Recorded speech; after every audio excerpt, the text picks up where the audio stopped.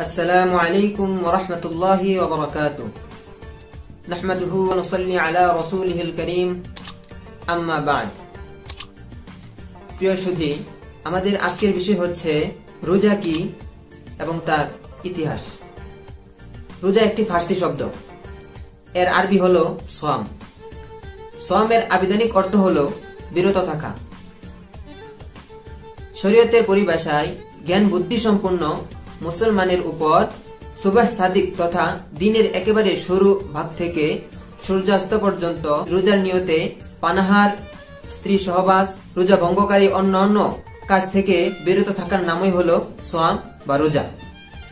আর রোজার ইতিহাস হলো,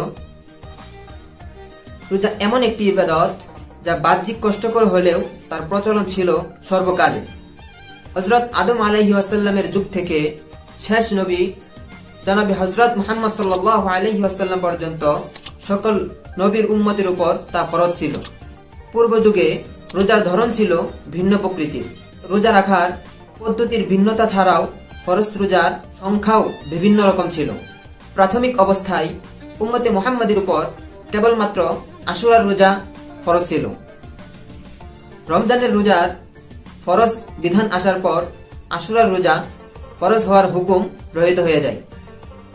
উল্লেখ্য, রোজা ফরজ হয় হিজরতের দ্বিতীয় বৎসর 10 শাবান। রোজা ফরজ হওয়ার পর নবী করিম সাল্লাল্লাহু আলাইহি ওয়াসাল্লাম মোট 9টি রমজান পেয়েছিলেন। তো যে বিষয়ে আজকে আলোচনা করলাম, আল্লাহ পাক রব্বুল আলামিন আমাকে এবং সকলকেই উক্ত বিষয়ের উপর আমল করার তৌফিক দান করুন। আমিন। ওয়া আখিরু দাওয়ানা আলহামদুলিল্লাহি রাব্বিল আলামিন। আসসালামু আলাইকুম ওয়া রাহমাতুল্লাহি ওয়া বারাকাতুহু।